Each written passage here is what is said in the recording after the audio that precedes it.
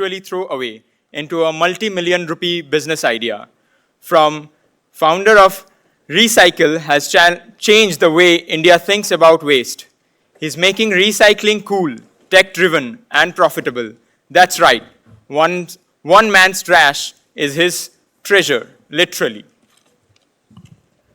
When most of us are just trying to remember which bin is for plastic, he is out there creating entire digital platforms that help cities and companies manage waste like pros. Let's give a warm hand to the man who's proving the waste is just a resource in the wrong place. Ladies and gentlemen, Abhay Deshpande.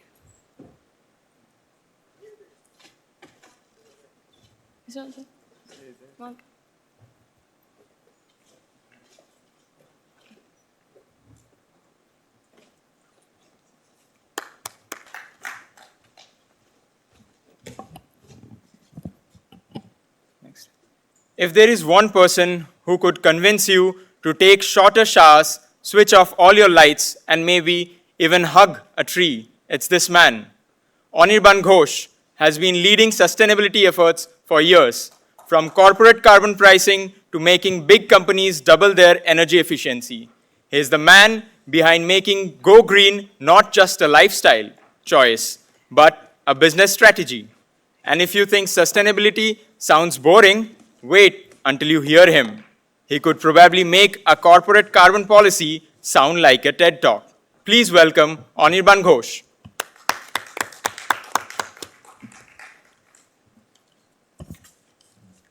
Our next guest tells stories that could literally save the planet. A climate communicator who has spent over 11 years turning complex climate science into stories we can all understand and care about. She runs the popular sustainability newsletter, Break the Bubble, which, unlike most climate news, won't make you cry into your morning coffee. She also trained health workers on climate-related health risk because saving the earth is important, but saving the people on it is just as critical. Please welcome Iraa Swasti.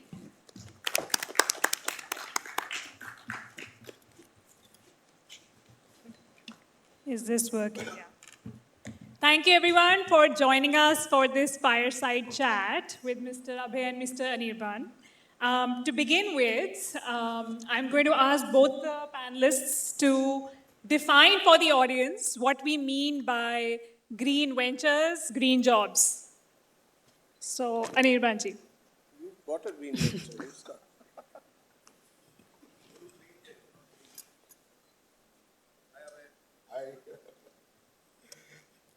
I think for the green venture word is like been there for last couple of years.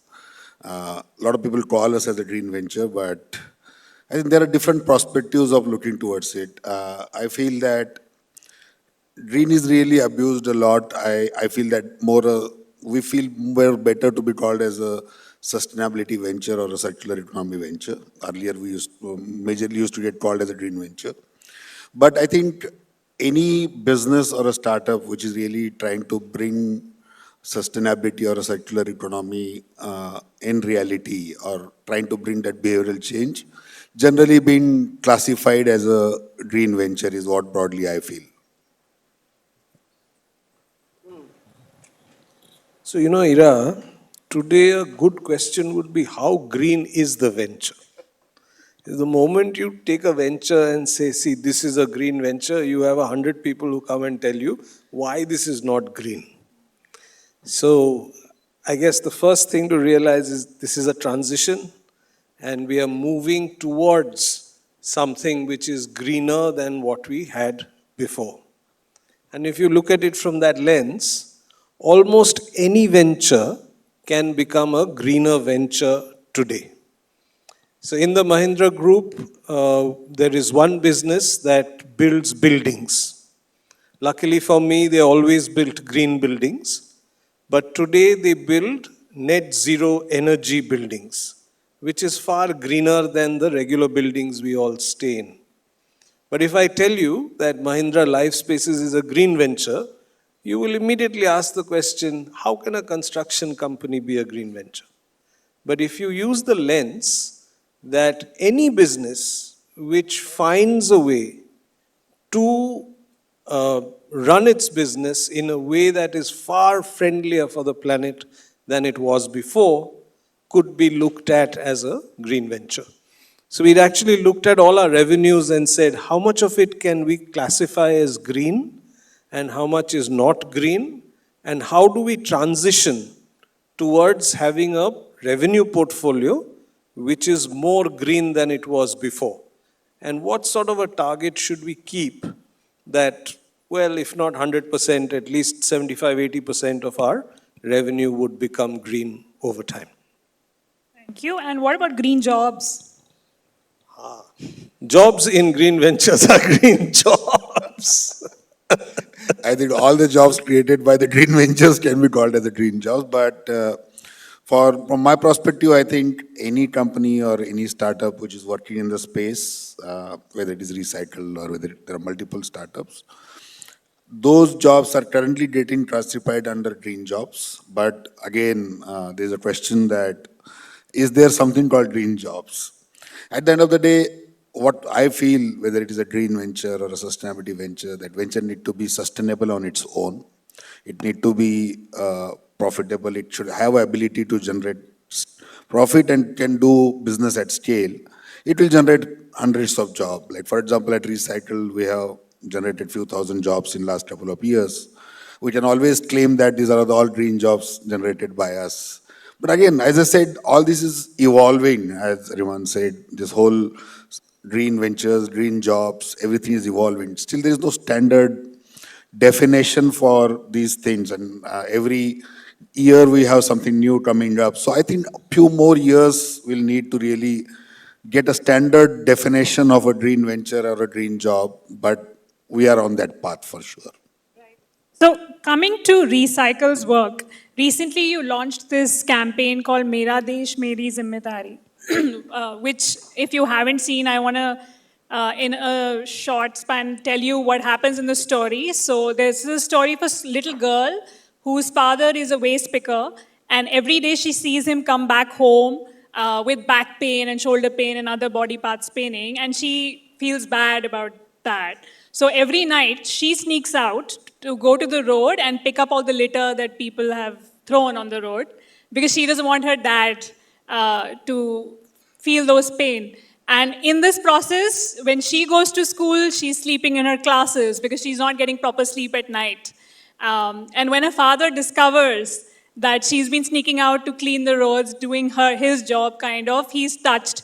And they leave us with the message that, you need to be more responsible of how you're littering the country. It is your responsibility to take care of your waste. So beautiful emotional campaign there. I know you're big on behavioral change and you call sustainability behavioral change. Can you share with us any experiments you were doing in Goa recently around getting more people to manage their waste better? Absolutely. So I think when we talk about sustainability or a green venture, I think the fundamental of these ventures to be successful is if those ventures can bring a behavioral change amongst the users, whether it's a consumer, whether it is a business, whether it is a government, it's all about behavioral change because we have been living our life in a certain way and we have been handling waste certain way. We are very used to litter it on roads. We're very used to really not bother about the consumption of those things.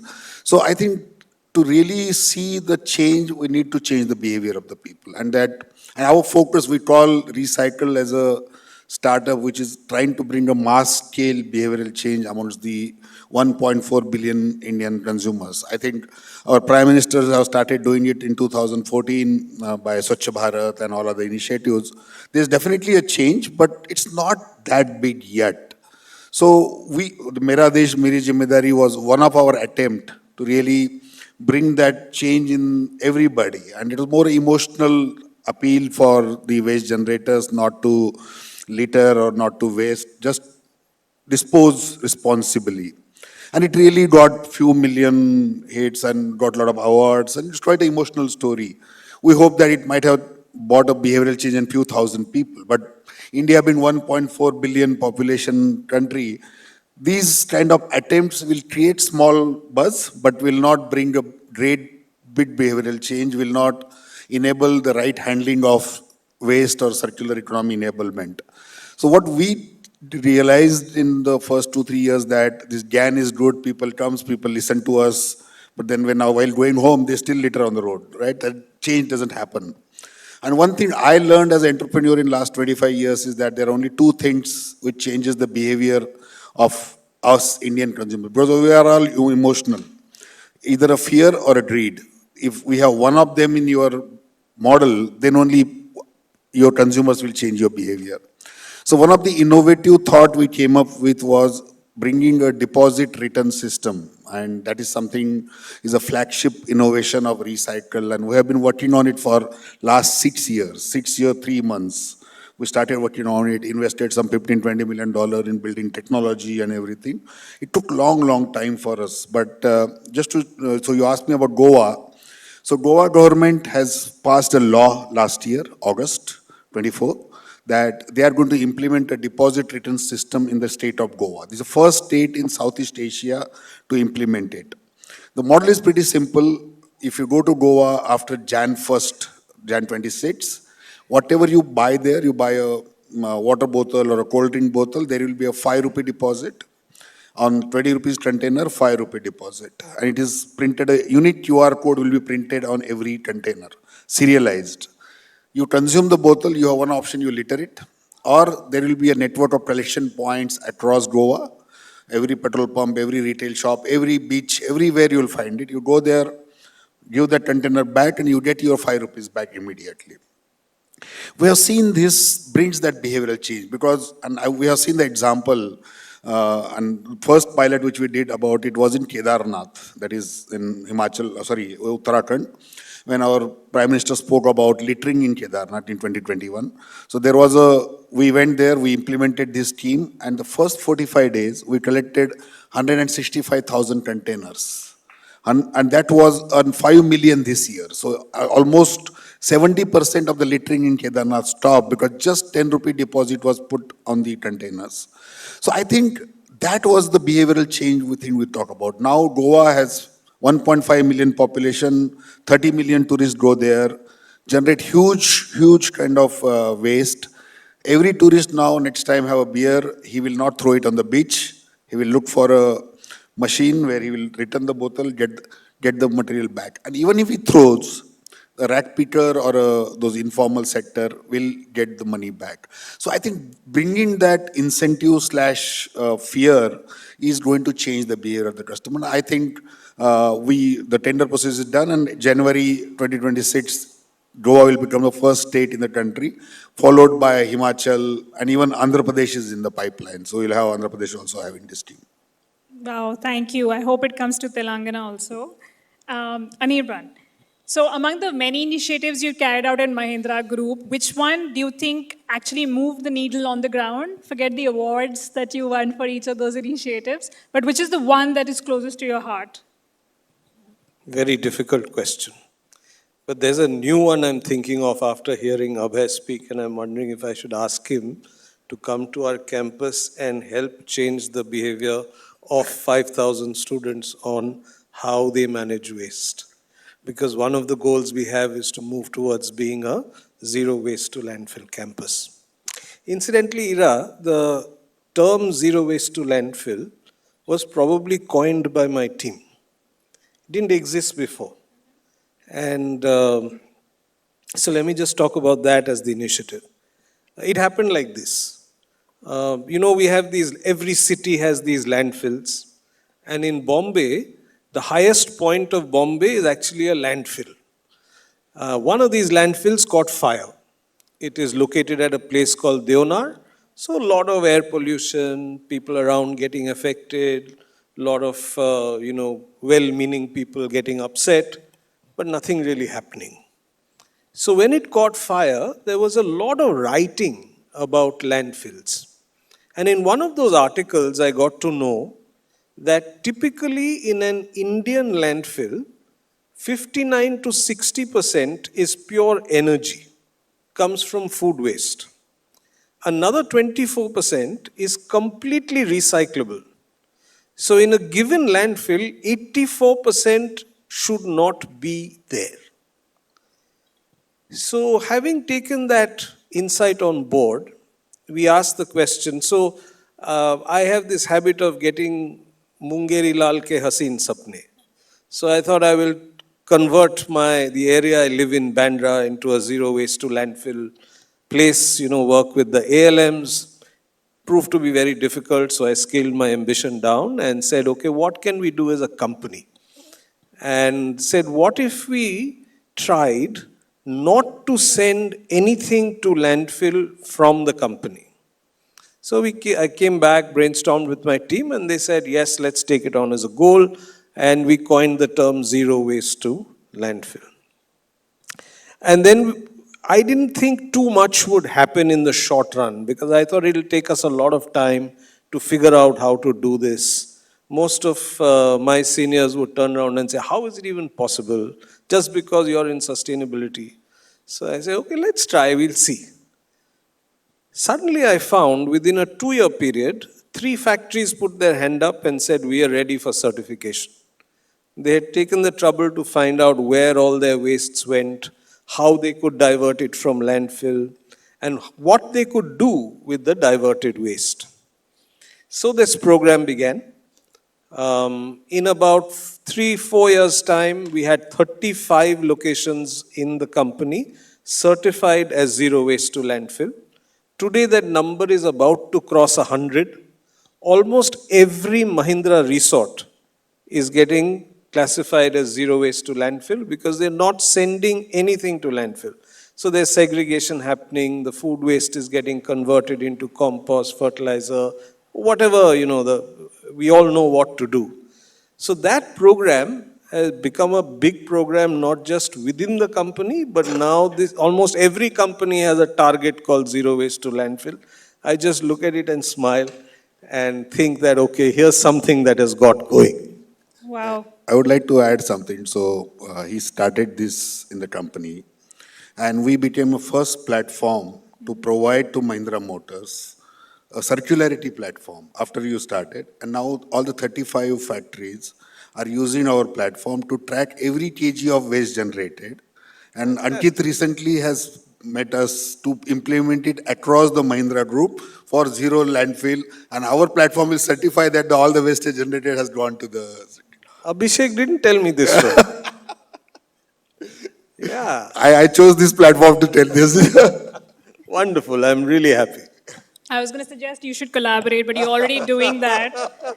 So, I have a tricky question for you. The plastic treaty is going on right now, the talks in Geneva, and India's position so far has been that we are going to take care of the downstream waste or basically recycle plastic instead of putting a cap on plastic production, which over 100 countries are lobbying for. What do you think should be India's position? See, I strongly believe that, and we have been regularly attending this. My co-founders are in Geneva right now. All the World Economic Forum and all the forums who have been called for as a speaker, and we're also part of that ecosystem.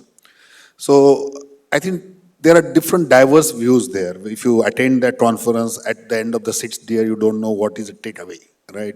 And our team has been going there.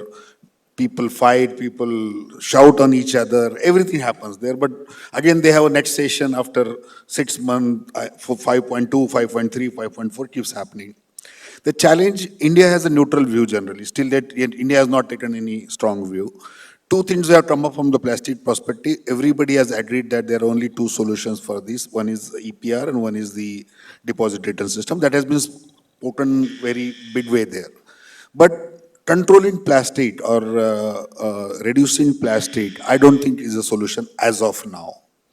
Because there is no solid substitute available for plastic. You go, all research have happened, but non-biodegradable, biodegradable, but the kind of durability, kind of cost, kind of benefits it brings on the table, there is no substitute for it. Unfortunately, fortunately, that's the reality. That's number one. Number 2, we have seen in last 9 years of our operations, we almost channelized 0.5% of India's plastic into recycling every year. Almost last year we did 1.2 million metric tons of plastic got channelized through our platform. So we feel that plastic is not bad, right? It's a behavior, it's a littering which is bad. If the plastic is handled well, if it comes back into the circular economy, I think it can be handled much better way. So our perspective on that side is that banning plastic, reducing plastic, I don't think another decade or so there is a solution for it. There might be a solution going forward, but next 20 years, I think plastic is going to stay. And what we need to work more on, making plastic circular. And that, I think, the government also has a lot of focus. The tailwinds of the government policy, EPR came in. From this year onwards, every brand is mandated to use 20% to 30% as a recycled content into packaging. That was not there, and it's going to go up to 50%. Although India is not ready for it, because the quality of the material required, food drain, there are multiple challenges, but at least there is an intent. Just your example, one government policy of EPR, which came 7 years back, today there are 6,000 large, small brands who are complied or who are working on it. At least there is awareness at the board level that plastic is a problem. Before 2016, nobody was thinking about this problem at all. So I think my team is also there now, my co-founders are there. The approach there also this time we are trying to push is change the behavior, bring more platforms like DRS or EPR, make it more stringent, make it more traceable rather than just a greenwashing. And EPR for many years has been a greenwashing, and that happens with any government policy for that matter. But somewhere it will keep changing and we'll find some solutions for it. Time up. Sorry? Oh, Q&A. Oh, okay. We started at 3:15. Wow, we didn't ask enough. Okay, anyway, let me open it for the audience. If they don't have, I'll get back to asking questions. So Intergovernmental Committee on Plastic or whatever. Yes. I just got a message. Subram Mukherjee. So, for the green startups, should they focus more on the sustainability or scalability? You want to take that, Abhay? As I said, at social impact startup, that category, we're very clear that we do not want to be called as a social or impact-driven venture. The reason being, then you get into that classification where you can do work, say, at a Hyderabad level or, say, Manikonda or some area level, and you can show some impact. But scaling requires different kind of approach. It needs to be sustainable. It should make money on its own. If you really wanted to create a large-scale impact, the business is important. Your model is important. For us internally, the purpose, which we call ourselves as a startup with purpose, because we are a startup first, then our purpose comes later. The sustainability, circular economy is a byproduct for us. And we always been treated in that way. And we never liked anyone or our website or any communication. We never say we are an impact company. We are a startup, but because we are a startup, we are looking to make money. We want to make profits going forwards, go for IPO. We are able to create such a large-scale impact. And by that byproduct of impact became pretty large going forward. So to answer your question, your sustainability, circular economy, these are the buzzwords, but your scalability is very, very important than only a impact. Thank you, sir. May I try a short answer? Yeah. Try and do both. If you are not scalable, you are not sustainable. If you scale by harming the environment, ask the question, do I want to do this business? So figure out a way to do both. Hi, One question there. Yeah. Yes. yeah, I actually had a question on the green jobs aspect. So there's a lot of buzz about sustainability and climate in the tier 1 cities and metro areas. So there's also a lot of skill development happening, talk and all of that. But for some of these ideas and technologies, you need people like your blue collar, gray collar workforce. But there has to be a skilling to operate, for example, solar plants and stuff like that. How do we sort of bring that, to meet this demand? What sort of skilling needs to happen? And I mean, how do you think we should go about that? Very good question. Anyone who is trying to scale up action in these areas is complaining that we don't have skilled workers to do this. Now, I just got to know that India is setting up a network of skill universities. I happen to be at one speaking about what sort of green skills will be important for the future. So that's an iron that has been put into the fire. All these skill universities have at least one sustainability school. But not just in skill universities, but also in regular universities. Every single department, every single subject has a sustainability aspect to it. And when we start embedding sustainability into every single area, then we will not have the shortfall that you are talking about. But specifically, yes, we need technicians trained in dealing with, say, solar panels or wind turbines, or even working in recycling industries, knowing how to manage certain kinds of materials and processes and so on. So that is a critical requirement. A lot of skill-related training programs are happening. Hopefully, a lot of them will be in this space as well now.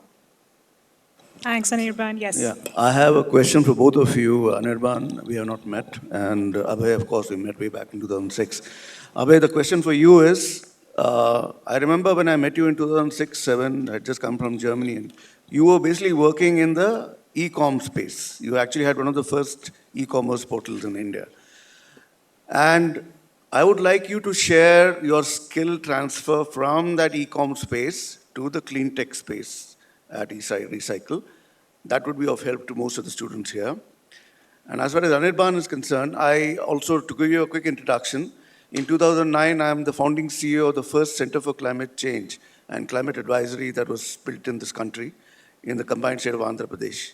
So as a part of that, I created courses at the UG and the PG level, all of which IIT Hyderabad, as well as JNTU, have adopted these courses at the UG and the PG level. In fact, some of the clean tech skilling that has come out has raised companies, technology companies like CMTI, which has created a detailed course on e-waste management, which has come back as an MTech course at most of the engineering schools.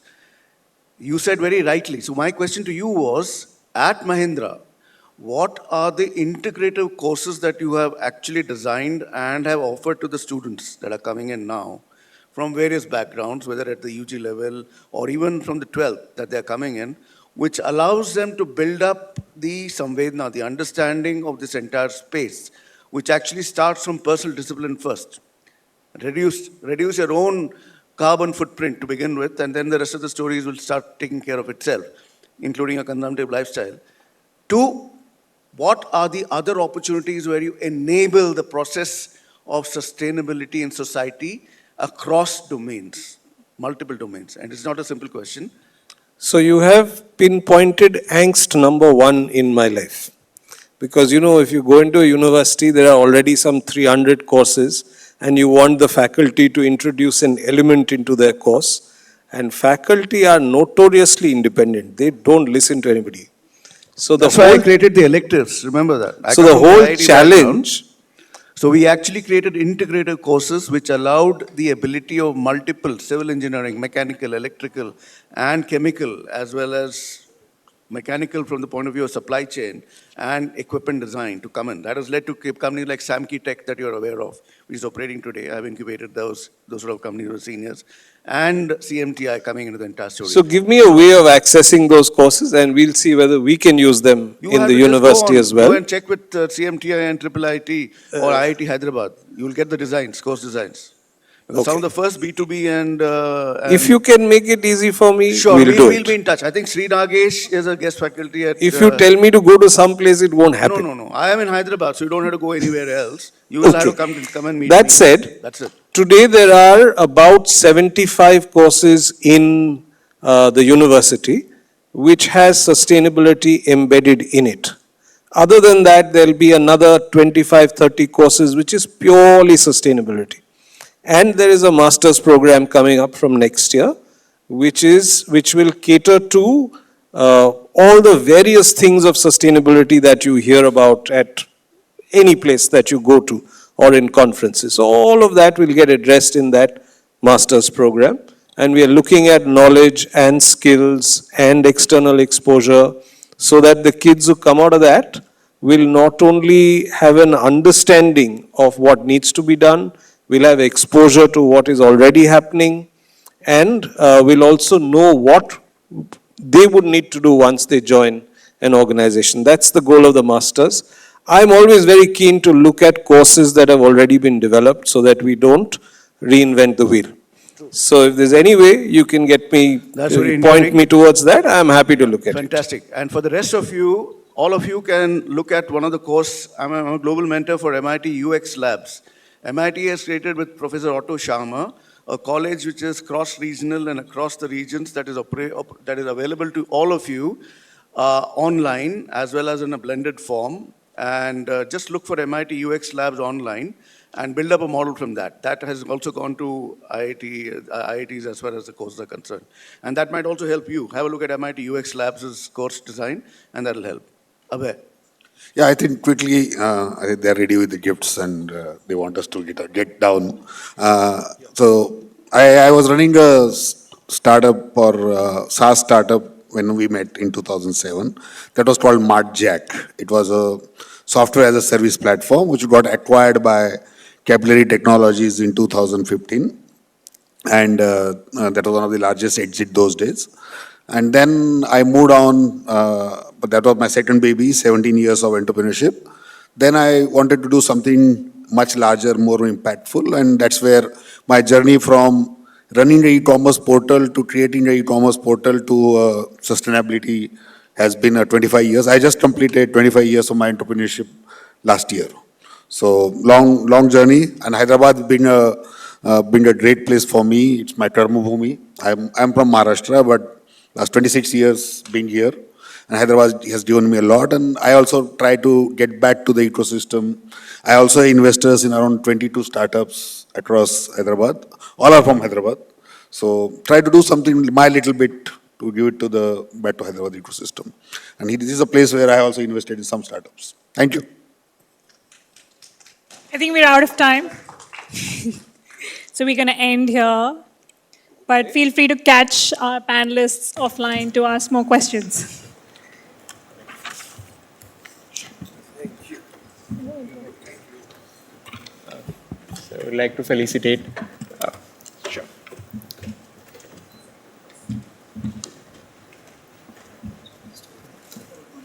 Ma'am.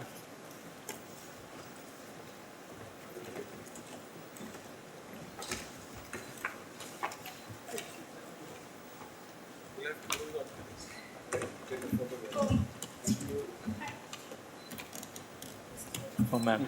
Just you felicitate. Ma'am, this is for you.